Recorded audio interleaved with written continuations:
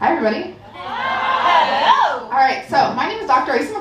I am a holistic fitness coach as well as ortho pelvic floor physical therapist. We are going to talk about something that commonly gets pushed under the rug but could be silently disrupting your life. We're going to talk about your body. More specifically, we are going to talk about your pelvic floor. So what do you guys commonly think of when you hear the word pelvic floor? You guys can just shout it out. Yeah. Anything else? We can talk about that. All right. So there are a lot of misconceptions about the pelvic floor, and this causes so many problems in our life because our body is what allows us to get to all of these things that we need to do in our life. And a lot of the times we just become so disconnected from our body. So we're going to talk about it. Now, why should you even care about the pelvic floor? And I'm just going to say it right now. These are things that we commonly don't talk about, and I just want to get it out there so that we can start talking about it so that we can take control of some of these things. All right. Do you pee your pants? No. At all? No. Few drops? Full stream? Or when you put the key in the door or you turn on the faucet, you immediately have to book it to the bathroom. Sometimes you make it, sometimes you don't. Do you have to go to the bathroom all the time? Like every hour in the day or multiple times at night? Do you have heaviness or this dragging sensation in your pelvic region? Pain. Pain in your pelvic region. Pain in your belly. Pain in your back. Your hips. Maybe your neck. Or anywhere else for that matter. You can't orgasm. Or your orgasms are just kind of, no, like that was it. Like, or you just didn't enjoy it. Maybe it actually hurts a little bit. You struggle with infertility, and maybe as a result of this, they put you maybe on IVF. You have horrible periods or PMS symptoms, and maybe as a result, they treat you with hormonal birth control. You have this flared rib cage, or a wide rib cage, or your posture's just off. And as a result of this, you just don't feel confident in the clothes that you're wearing, just because your posture's off. You have a bloated, pooch belly, or a persistent DRA. And you've done everything that you're supposed to do to lose it. You're dieting, you're exercising, you're doing your core work, but nothing seems to be helping. Or you have no butt. I've been there, no butt. And maybe you're in the gym trying to do everything that you're supposed to be doing to gain that booty. You're doing your hip thrust, your RDLs, but you're not gaining that butt. But you might be gaining some neck pain, maybe some back pain with it. Or you just don't feel your best. Your energy's off. Your mood's off. And you have all these random symptoms. I'm not even just talking about pelvic floor symptoms. Random symptoms that just keep popping up. All of these are signs that your pelvic floor directly and indirectly might need a little bit of help. Did you know that taking care of your pelvic floor with a holistic fitness focus can help you to have reduced leaks and less trips to the bathroom, reduce pain and discomfort all over your body, allow for pleasurable sex because sex should be pleasurable, improve your chance of fertility, reduce your PMS symptoms, help you have a slimmer midsection, a better posture, a rounder, plumper booty, that's my favorite, and just a better overall physique and health. I mean, that's important too, right? We're going to talk about how you can do all this so that you can live your life with confidence in your body. Why? Because you deserve to live your life with confidence in your body, with your body helping you rather than holding you back. I am here to teach you how much control you have over your body, because these symptoms, they're just symptoms. Is your body just telling you something's off? And it is our job to listen, our job to connect to what our body is saying. All right. So this is the pelvic floor. Have you guys ever seen this before? Okay. So your pelvic floor is a sling of muscles. It rests at the base of your pelvis. It is responsible for bowel, holding poop in, letting it go. Yes, we're talking about poop. Bladder, holding pee in, letting it go. Sexual, it's important in arousal and it allows you to orgasm. It holds up your organs. Your bladder, your uterus, your digestive contents all sit on top of your pelvic floor. And movement. Your pelvic floor helps you move. If you take away anything from this presentation today, your pelvic floor helps you move. Your pelvic floor is an extremely important part of our foundation of how we move as humans. And as humans, we are creatures of movement, and our pelvic floor is a vital part of this that often gets neglected because we just don't talk about it. Now, how does this work?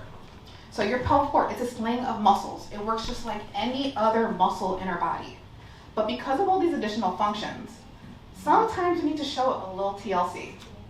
So just like your bicep, it works by contracting and shortening and lengthening and relaxing. So in your pelvic region, when these muscles contract and shorten, they lift away from the ground. This uniform contraction is a Kegel. You guys have probably heard this term before. If you guys want to feel it, it should feel like slurping up a milkshake through a straw with your vagina. So you guys can try it right now. Nobody will know. All right. So you got this contraction down, right? I know you guys just slurp that milkshake up. These muscles also have to lengthen and relax. So when these muscles lengthen and relax, they move closer to the floor. They are supposed to relax as well. All right. These muscles are supposed to contract and shorten and lengthen and relax. We need them to contract and shorten to be able to move, to do all the things that we need to do throughout our day, to be able to lift stuff. And these muscles need to be able to contract so that you can have a great orgasm. These muscles need to be able to lengthen and relax, to be able to move, to get into different positions, to allow for insertion, to allow for arousal, and to allow for healing. Your muscles need to be able to do both. When they're able to do both, they're able to function as they are supposed to. When our pelvic floor muscles function as they are supposed to, this is what allows us to do things without pain, discomfort, leakage, and go even beyond that. But these pelvic floor muscles, they don't work by themselves. Like you guys have, maybe if you're on social media, you've probably been taught, do Kegels, do Kegels, do Kegels. But here is the thing. These pelvic floor muscles do not work by themselves. We don't just Kegel all day long. These muscles are working with other muscles in our body at the same time. This is typically referred to as this deep core or your core canister. So these deep core or your core canister muscles is your pelvic floor muscles in the bottom, your transverse abs, which is your deepest, most innermost layer of your ab muscles, not that six-pack ab muscle that we try to train in the gym, our diaphragm, which is our primary breathing muscle on top, our deep back muscles in the back. So those four muscles, those are your deep core. They work with your pelvic floor. And you don't have to remember all of those muscles right there. But I want you to picture it. So let's say this balloon. Say this balloon, I was going to bring a water balloon today, but I imagined if I actually popped it and I'd have water everywhere. But pretend this is your deep core. So that balloon filled with water is your deep core. So the bottom of that water balloon, that's your deep back muscles. That's your pelvic floor muscles. The front of the water balloon, that is your transverse abs muscles. And the top of the water balloon, that's your diaphragm. And the back of that water balloon, that's your deep back muscles. And the inside, that water in the water balloon, that is your internal organs. So these muscles, these deep core muscles, control what is called your internal pressure. This internal pressure is vital in understanding pelvic floor issues, but plays a role in every single issue in our body as well. This internal pressure is the pressure within our chest and belly from the air that we breathe in our internal organs. So we have our water balloon in our belly region, and we also have another balloon on top. This is our lungs and rib cage. This internal pressure is just all of this stuff that's inside of us, that air and that water. So normally this pressure should be relatively evenly dispersed between our chest and belly as we breathe and move throughout the day. But when we lose proper function of our deep core muscles, all of this pressure is going to go to its most vulnerable points. Due to gravity and a few other reasons that we're going to talk about in a second, lots of times it's our pelvic floor and belly region, directly leading to the symptoms that we experience. Push belly or a DRI because our organs are literally pressing on our ab wall. Pressure or prolapse because our organs are pressing on our pelvic floor. Incontinence or leakage because our organs are pressing on our pelvic floor and our pelvic floor muscles can't do the job that they're supposed to, which is to hold the urine in so we pee our pants. And pain because these muscles are fighting a never-ending battle due to having all this pressure on it. These muscles are taking a constant beating, so they hurt. So even though we were talking about the pelvic floor, we're not just talking about the pelvic floor. I'm talking about connecting with this deepest layer. Your pelvic floor, your deep abs, your diaphragm, those deep back muscles, and then your lungs and rib cage. the pelvic floor is only a piece of this that may be taking the beating due to not being able to manage this internal pressure. All right, can any of you guess why we lose connection, why we have disruptions in our internal pressure? Can anybody guess? No? Oh, did I hear it? I think I heard it. Okay, pregnancy for one. So during pregnancy, there's going to be this natural lengthening of our ab wall and our pelvic floor to accommodate our growing baby. This is why our DRA, or a diastasis rectus abdominis, is normal during your pregnancy. You are supposed to get a separation of those ab muscles during your pregnancy. But when these muscles become lengthened, your ab muscles become lengthened, your pelvic floor muscles become lengthened. They're not going to work as well as they did previously. And if you already had weakness in this area, on top of these muscles that are now not working as well as they did previously and maybe are a little bit more weaker, this is when we're going to start to experience more symptoms. But you can actually be proactive about it. You can help with the health of you and your baby, help you have a pain-free pregnancy, easier birthing experience, and returning to feeling like yourself quicker after baby if you connect with these muscles before or during your pregnancy. Now, this leads us into postpartum. Whether you had a belly birth or a vaginal birth, either way, you've carried a baby for nearly 9 months. You experienced trauma from pushing or trauma from the actual birthing process. And if you had a C-section, which is becoming more and more common, they just cut through 7 layers of tissue. These muscles don't just snap back, especially after baby 2, 3, 4. These muscles were overstretched and suffered from the trauma from the birthing process. As a result, they don't work like they used to. So let's say this rubber band was stretched out for 9 months. And then one day you just let it go. Pretend it was stretched for 9 months. Would you expect that rubber band to snap back to its original shape? No. It'd stay kind of like that stretched rubber band. Your muscles are similar. They're similar. But unlike that rubber band, your muscles have the ability to be retrained, because this is what our beautiful bodies, our wonderful bodies, are capable of. But when we don't connect with those muscles again, our muscles, they stay like that stretched rubber band. And again, all that pressure is going to go to its most vulnerable points, our belly and our pelvic floor, because we never reconnected with those muscles.